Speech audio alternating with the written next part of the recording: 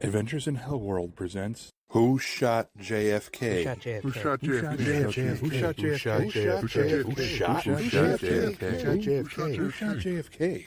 It was Lee Harvey Oswald.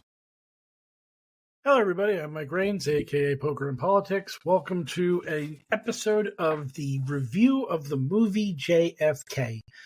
Haley had stuff to do this weekend, so we're going to review episode 10, the crushingly disappointing payoff to Rob Reiner's series, next week.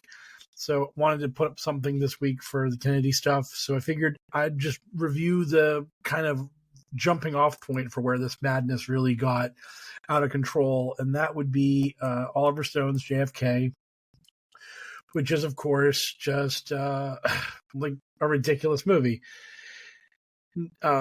So the truth of JFK, the movie, is that it is about the Jim Garrison investigations, which Jim Garrison is basically a headline-chasing crank who concocts this ridiculous theory that a conspirator named Clay Bertrand was part of the plot to kill the president. And he eventually decides that Clay Shaw, a New Orleans businessman, was actually Clay Bertrand. And as a result, he decides to arrest him and charge him as being connected with the conspiracy to kill the president. And this story portrays Garrison's investigation into Clay Shaw as legitimate, as a thing that was a good thing to do, that Garrison was on the right track. I've made this reference before, that this movie would be like watching a movie in 30 years where A-list Hollywood talent decided to present Lynn Wood and Sidney Powell as the protagonists of January 6th and the 2020 election, that they were in the right about things. So the movie starts off, Kennedy's been killed, everyone's very sad, Jim Garrison's heartbroken over it. We get what I believe is Guy Bannister is one of our big bads, and we immediately establish that the people that were happy that Kennedy is dead are bad people. They're the bad people that are cheerful that this happened and may have worked to achieve it. And by that, I mean, Bannister uses the N-word and talks about how all these minorities got together they rallied together to elect this flaming liberal Irishman, Kennedy, and now he's doing all these peace treaties. He just says the words peace treaties, which I don't really remember Kennedy doing any peace treaties. But the idea is simple, that basically Kennedy is bad because he was trying to reach détente. He was the peace president. He was building a path towards peace, as we've heard Rob Reiner say a million times. And this is the gist of the movie at the start. And also that, like, once Lyndon Johnson takes over, Lyndon Johnson's totally cool with Vietnam and doing all that good stuff. And then Garrison gets on a plane, he talks to a guy, and the guy that's on the plane is like, oh, this old bullet zigging and zagging, and Oswald hit him with the third shot when the first shot's always the best shot because that's the one you can get your aim down on easiest. It's just all this kind of stuff. It's the idea that the elites know that Kennedy's death was a conspiracy, as an open secret, and they're letting Garrison in on the secret truth, that Garrison's being like given a peek behind the curtain, but he can't do anything about it. He can't actually bring the truth out to the public. And this also then ties into David Ferry, who is supposedly this guy that knew Oswald, is working with the anti-Castro Cubans and doing all that fun stuff. And Ferry is being interrogated, he's being questioned by Garrison, and eventually Ferry he dies. And of course his death is immediately seen as suspicious, and Garrison's just like, what if they gave him this drug? That would look exactly like this, and all that kind of stuff. And which does that sound like anything we've heard on the Reiner podcast about? Oh, this guy died mysteriously, and obviously it was because these people just kill everybody. Ferry died of a berry aneurysm, and the autopsy concluded no foul play. All that good stuff. So, of course, it's silly, but this movie, again, presents all of these things as being true, being real, and being legitimate. The movie has what I like to call in it the 3 validations. And these validations are that Garrison is right about everything. And the reverse order of the validations is the best way to do this. The end of the movie is that Clay Shaw is acquitted, which is the real result of the trial, that Clay Shaw is acquitted very quickly. The jury basically laughs Garrison's case out of court.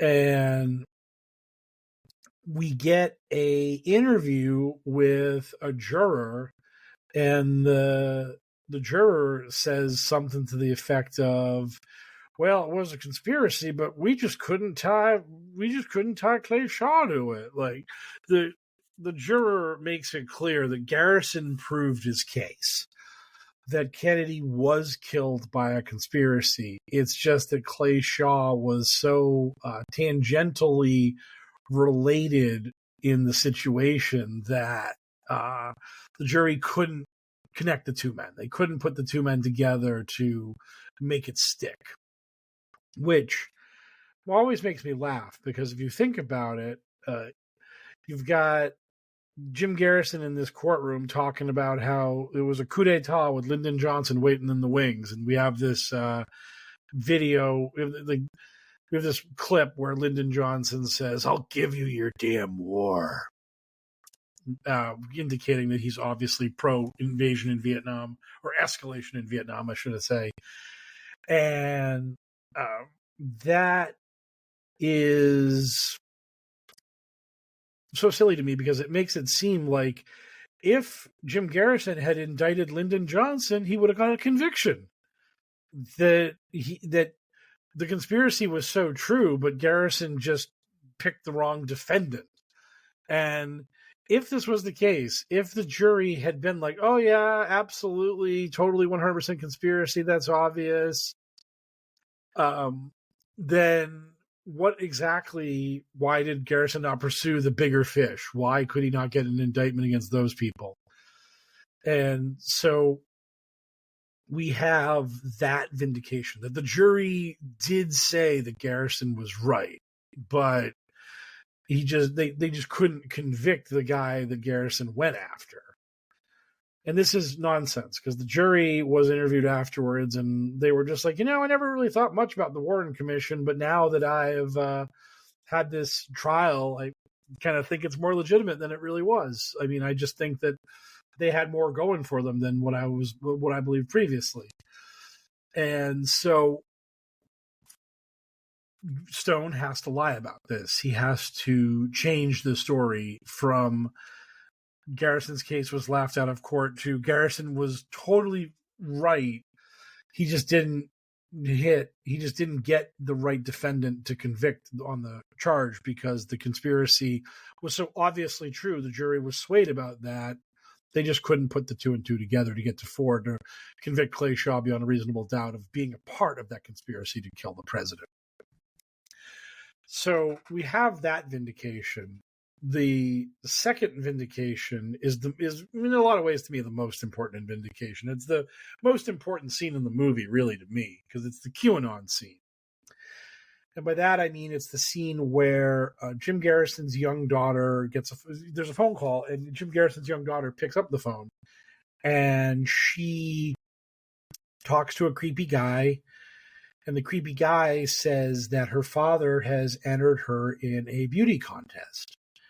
And he wants all this information. He wants to know where she'll be on this certain day, so he can have her be a part of the beauty contest and all this good stuff. And after a little while of that, the mother grabs the phone and asks who's calling, and then she hangs up. The guy hangs up on her, and then Garrison's wife goes over to him and says, "Honey, this guy was calling our daughter and trying to get her to like be part of some weird, creepy thing." And Garrison's just like, whatever. He's a crank. The cranks do these kinds of things. It's just the way the world works. And whatever, water under the bridge. Don't let it bother you. And then the wife is like, "No, this bothers me. My daughter was just threatened, and you refuse to acknowledge that our daughter was threatened by this person. That this guy is doing some weird, creepy stuff. And maybe this weird stuff is happening because you are pushing this Kennedy thing, and maybe you should, back off the Kennedy stuff and just be a normal husband and lawyer and just do your job and not be pilled." And Garrison rejects this idea. He's just like, "No, I'm pilled. And I need to find the truth out about JFK no matter what. No matter where it goes, no matter what it costs me, we need to get to the truth of the Kennedy assassination. We have to do this." So as a result, he's just like, "No, I'm not backing down. And whatever plight befalls our family, we just going to have to roll with it, because that's the nature of being a truth seeker, fighting the deep state and trying to expose the truth about what happened to President Kennedy." And that's just literally every QAnon lunatic yelling at their family about the fact that they cannot let the adrenochrome farms go.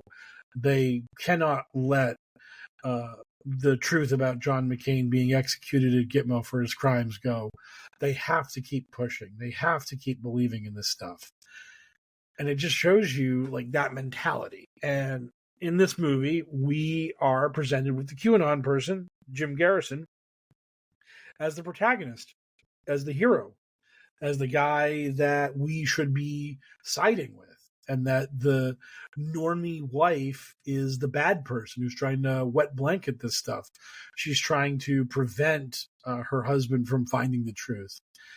And just seeing that is really repulsive, because again, Garrison's a crank. None of his evidence holds any water. None of what he was proposing was relevant in any way, shape, or form. But we're not told any of that in this film. In this film, he's right. He's right about everything, and the conspiracy is true and it's real.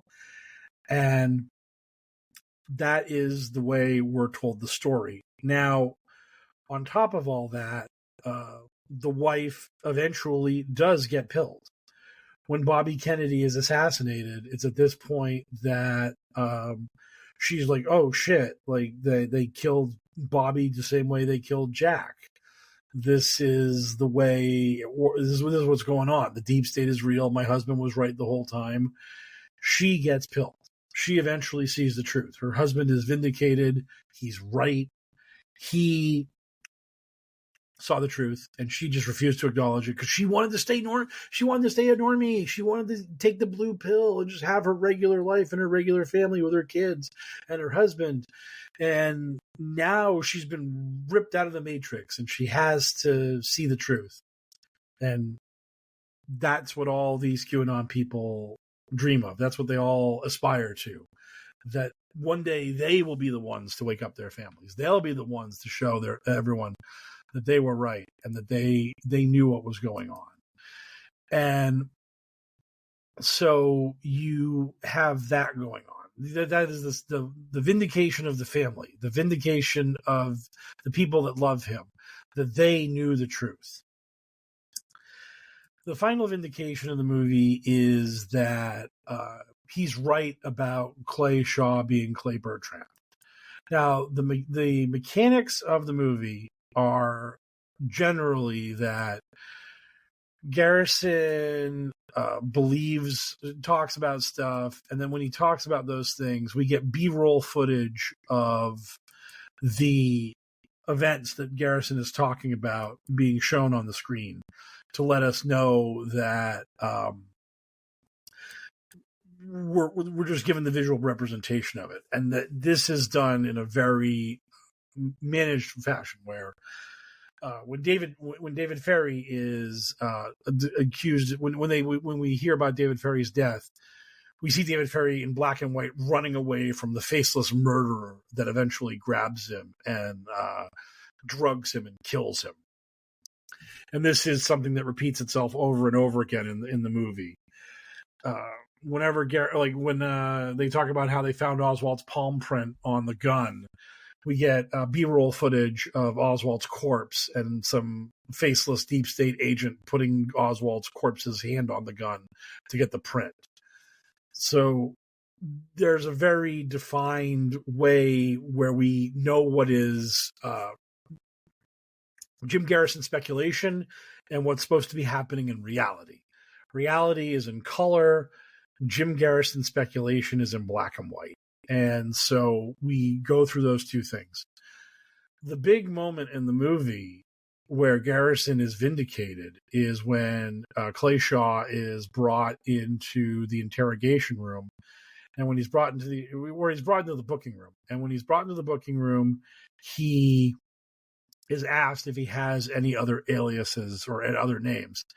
And he tells the cop, Clay Bertrand. And this is done in color. This is not done as part of Garrison's speculation. This is just 100%. This is a real thing that really happened. Clay Shaw did admit to the fact that he was Clay Bertrand, which is not true. This did not happen. And the movie plays this up as though this was the big event. This was Garrison's case, and it was cruelly taken away from him. When in reality, this discussion, there was literally like 2 days of legal arguments. Garrison knew that this was going to be a very contentious, very fraught with peril situation, because basically he had one witness who claimed that Shaw said this, and there were numerous other witnesses who said that Shaw was never questioned, this didn't happen. And at the end of the day, the judge sided with the witnesses who said that it didn't happen, that he never said he was Clay Bertrand. And yet the movie, again, portrays this as Garrison is being railroaded. That Garrison is being denied the ability to present his case fairly, which is not what happened. This was not an event where suddenly he decides to bring up the Clay Bertrand thing. Everyone freaks out. Everyone loses their minds, blah, blah, blah. No. There was a long-running debate and discussion, and he knew this. And it was actually Garrison's own side that requested the jury be removed from the courtroom while this discussion and debate was being had. And also, like, Garrison's main witness wasn't the Clay Bertrand thing. It was this crank guy who was absolutely nuts, who's not even in the movie. He was just a lunatic and was destroyed on cross-examination very quickly. And they don't bring this up in the movie because it makes Garrison look really bad. Now, the big moment in the movie comes when we finally get Garrison's big reveal. We finally get Garrison telling us what happened in the assassination. And I love this part of the movie because it is patently ridiculous. It is an aggressive denial of reality. And because this episode is going to be shorter, we're going to take our Rob Reiner mandated ad break here at the 20-minute mark. Back in a moment. So I just told you about the JFK setup for Garrison speculation, reality. And Garrison speculation is in black and white, and reality is in color. But now the really fun thing here is while Garrison is doing his blow by blow for the Kennedy assassination, where the shots are coming from, who's firing the shots, all this good stuff, Garrison is talking, and we get the black and white to indicate the things that are happening. We get the black and white to indicate that this thing happened and then that thing happened. And what's so great about this is that suddenly Garrison's commentary, suddenly Garrison's explanation for how all these things happened overrides the Zapruder film. It overrides what actually happened in the real world. So Garrison's giving his speech, and we got this shot hitting from here. We got this shot hitting from there. We got blah, blah, blah, and blue, blah, blue. And in order to explain how Connolly gets hit without Kennedy getting hit by a bullet, we have Jackie Kennedy pull her husband aside so that Connolly can be struck by the shot. And that's what we see in the black and white footage. The black and white footage has Jackie reaching out to her husband, and then she pulls him towards her.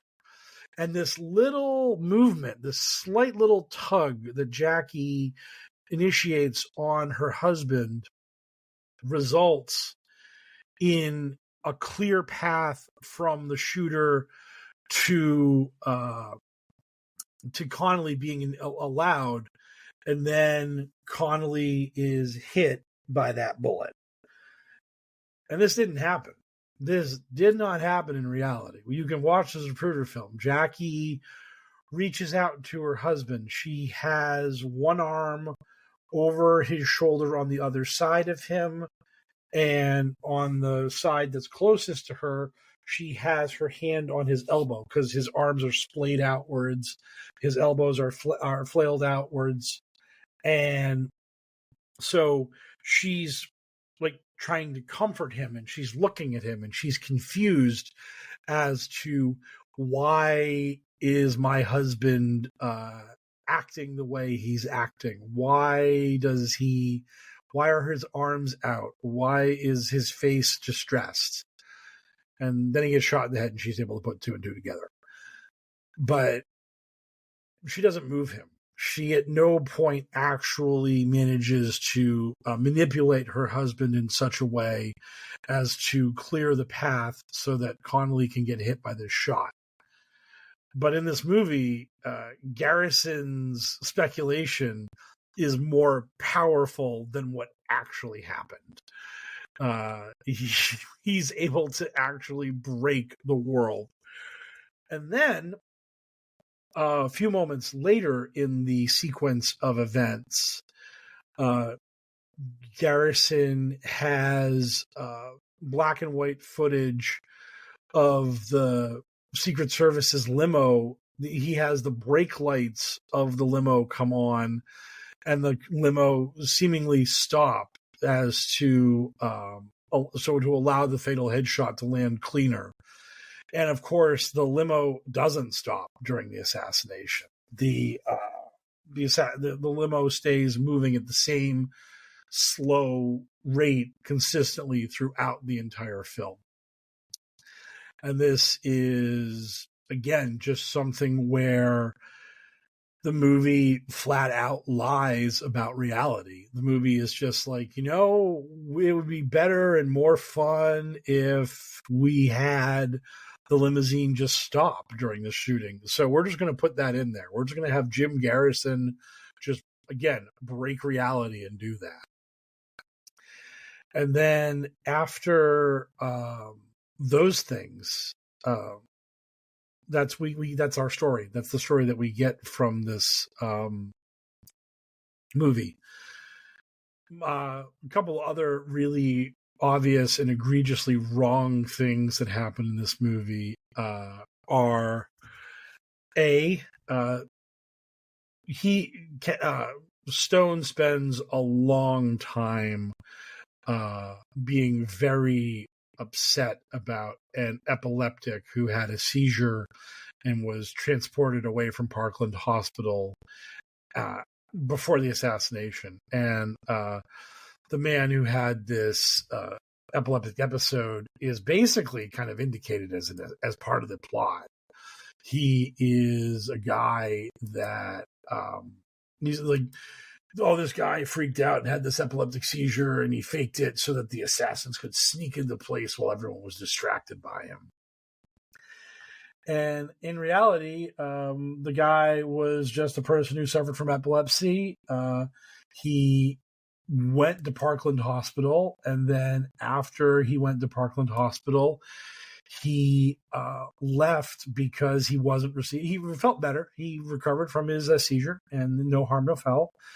And then he realized he wasn't getting any treatment because, oh, wait, the president had shown up having been shot. And literally it was all hands on deck to treat the president and the governor who had been shot.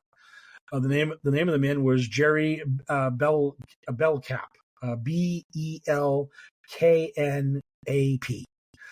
Belknap? I don't know. I'm terrible at names. So, and Stone really goes after this guy. This is him being a part of this is a big part of this.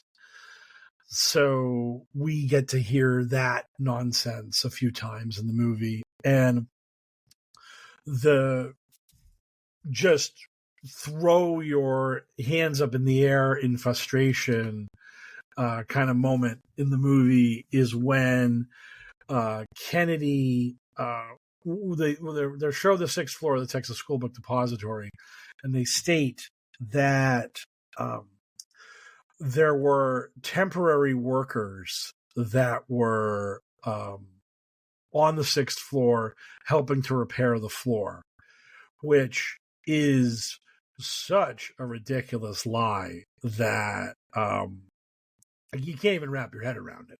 It's absolute nonsense.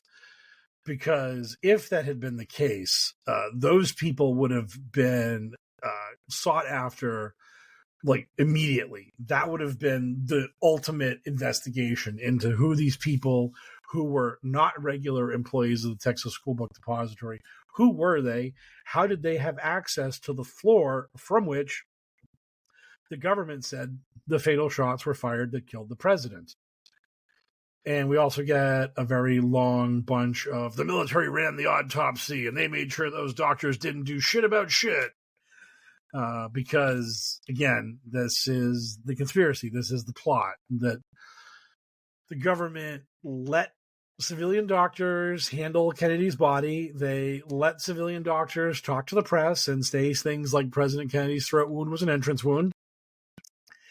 And then after they did all that, they just then and only then did they decide to take control of these things and make sure that Kennedy's body was handled in accordance with their dictates and their view of things at Bethesda. Which, as I've said before, Jackie Kennedy was the one who requested his autopsy be at Bethesda. She decided he was a Navy man, so he should be autopsied at the Naval Hospital. So the conspiracy would have had to have known what Jackie's wishes for the autopsy were before they could have assembled their autopsy butchering team to screw with the autopsy. So, I could go on for forever about this movie. Maybe one day I will do like the deep dive and do scene by scene of this film, which I think I did on the $5 Patreon stuff. So if you want that, you can put in the money. I'm watching the movie on mute, and now I just saw the epileptic seizure. They just showed it again. Oh God, Stone loves the epileptic seizure. And now we got the hit team coming onto the sixth floor, who were obviously just random people. So silly. It's just such a silly movie. Like, just think of what this movie is claiming happened here. You've got guys on a phone, on radios. They're all on the sixth floor, and they're like just handling the assassination here. And who are these people? Like, how did nobody in the Texas School Book Depository notice this gaggle of men grabbing their guns and heading up to this window to start shooting at the president? Why would you ever think this was a good idea? Like, literally none of the locations where the assassins are firing from are good ideas, because the grassy knoll is very exposed. The grassy knoll is not great. Umbrella Man. Oh, they showed Umbrella Man. I love it. Oh, Umbrella Man's so dumb. But yeah, this movie is just absolute train wreck nonsense. And it's really funny. It's just very silly. Because if you were the assassin on the grassy knoll, boy howdy, are you being hung out to dry? Because you got to get so lucky that no one catches you. I've been to the grassy knoll. It is very well and properly out there. There's not a lot of places to hide. And one of the great parts of this movie is they have all these people talking about a flash of light and a puff of smoke from the grassy knoll. And Oliver Stone diligently, vigilantly, obsessively looked for any firearm that could generate a puff of smoke, and he could not find any of them. So instead, he just literally got a smoke machine and just put smoke from the grassy knoll that way. That was how he did it, because he couldn't do it legitimately. He couldn't do it with an actual gun. So he just decided, you know what, screw it. I'm just gonna make do. I'm just gonna fake people out by putting in this smoke effect from a machine. And it's nonsense. It just goes to show you the aggressive dishonesty of the movie, where Stone doesn't tell you that. Stone doesn't tell you, oh yeah, by BT Dubs, I had to fake the smoke from the grassy knoll because it doesn't come legitimately. It's just great that way. So there's the, I don't know, quick quote unquote review of JFK. I don't know, how long did I go here? Probably hear my mouse clicking because I'm pulling back into the studio. 30 minutes. So anyways, I got a couple questions here, and those questions are, first, Dennis Kabilis asks, the film seems to say that someone told a certain number of Secret Service agents and other protective personnel to stand down that day. Is that even true? If so, why would that have happened? It's not true. The movie talks about an intelligence agency, an intelligence group that was like told to stand down, and in reality, they actually had about like 8 people in Dallas that day helping run security for the motorcade. So that is not a true thing that actually happened. It was the 112th Military Intelligence Group, and in reality, the House Select Committee on Assassinations took testimony from Colonel Robert E. Jones, who had been the operations officer of the 112th Military Intelligence Group from June 1963 until January 1965. He was also questioned about a variety of matters, including the unit's role in protection of the president during his Dallas trip. Not only did Jones not mention any order to stand down, he explicitly noted that his unit provided protection for the president in Dallas. He stated, quote, "We provided a small force. I do not recall how many, but I would estimate between 8 and 12 during the president's trip to San Antonio, Texas, and then the following day on his visit to Dallas. The regions also provided additional people to assist, and that additional people from Region 2, and that is additional region from people 2. Hearings before the subcommittee on the assassination of President John F. Kennedy of the Select Committee on Assassinations, House of Representatives, Executive Session, Washington, D.C., April 20th, 1968, page 1 through 14. Prouty, who is Mr. X in the movie, who is also hilariously, that the character is that of Richard Case Nagel. Mr. X, that Donald Sutherland's character, is basically Richard Case Nagel, and also Prouty this Fletcher Prouty, who are the people that were talking conspiracy about the Kennedy assassination. So Prouty's claim is thus flatly at odds with the on-record sworn testimony of the operations officer of the unit. Like so many of his claims, it just doesn't jibe with the historical record. And I got this from JFK dash assassination.net / Prouty HTM hashtag 1ISM3. Maybe I'll post a link to that on when I post this. But probably not, because I'll forget, because I'm terrible about these things. But yeah, I read all of that off a website. I'm not plagiarizing. Please don't come for me, H-Bomber guy. So there was no stand down order. There is also ridiculous conspiracy theories that, like, while the shots were ringing out, the guy in charge of the Secret Service on the backup car told the Secret Service agents not to intervene, to not jump off the limo and assist the president, which would have been a really wild thing for them to do, because witnesses would have heard him say that. And then there would have been a lot of people going, yo, what the fuck? Why were you telling the officers not to save the president from the assassination?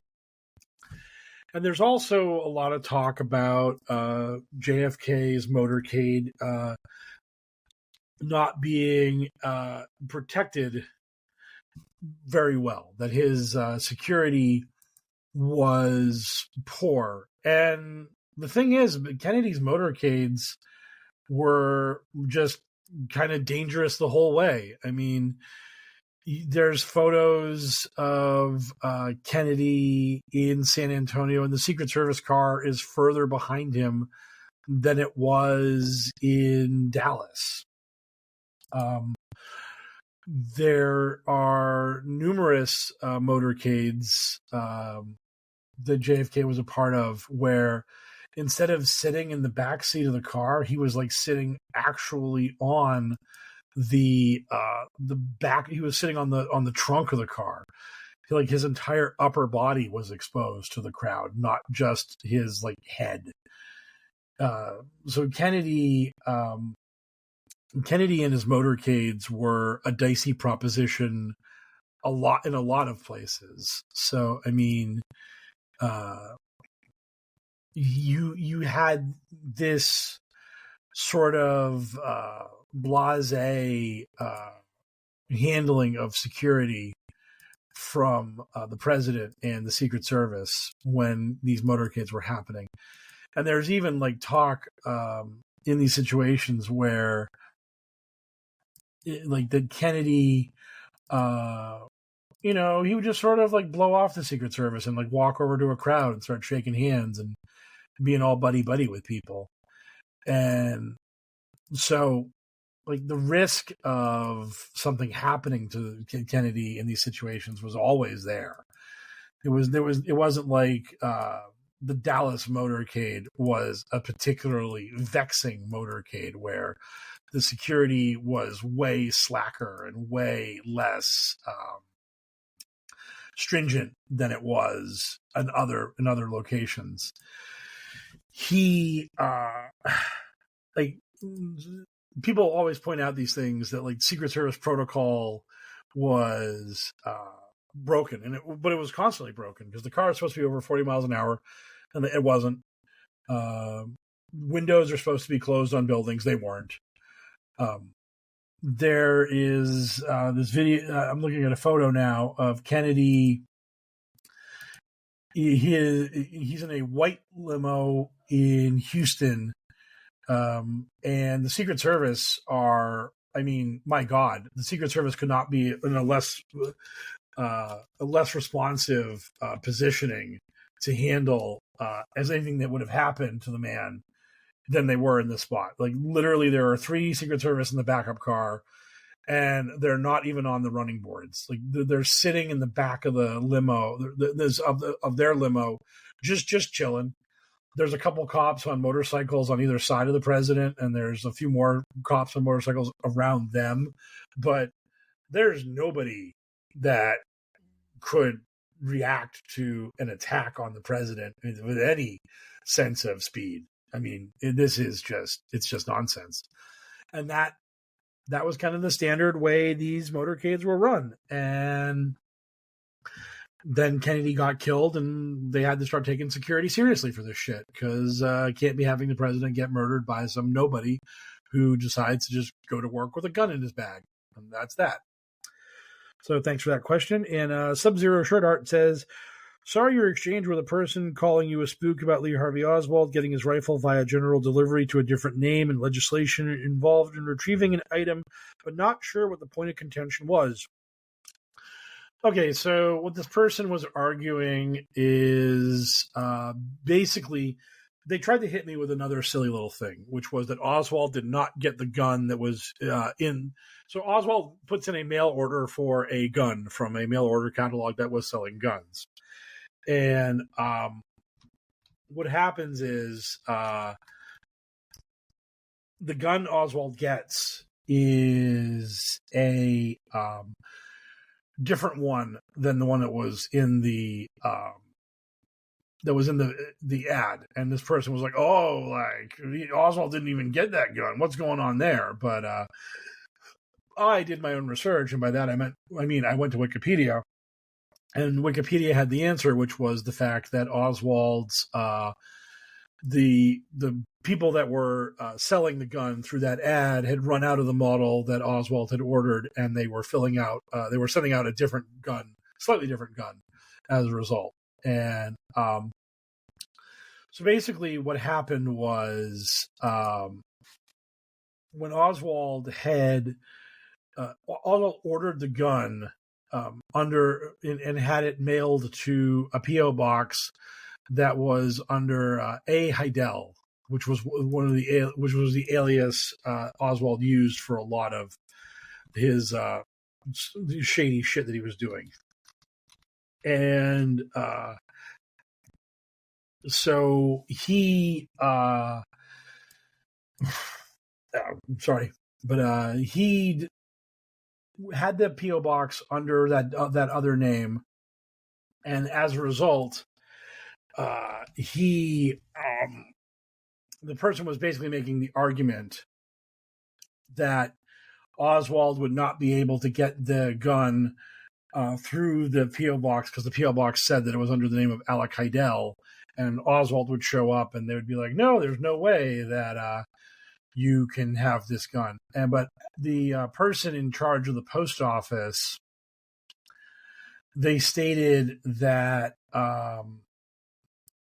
basically if you showed up for something and said, hey, I have this P.O. box and there's a package for me waiting there, that they would just give it to you. They would just give you the item because they didn't think that people would be asking for stuff from a P.O. box that wasn't their own.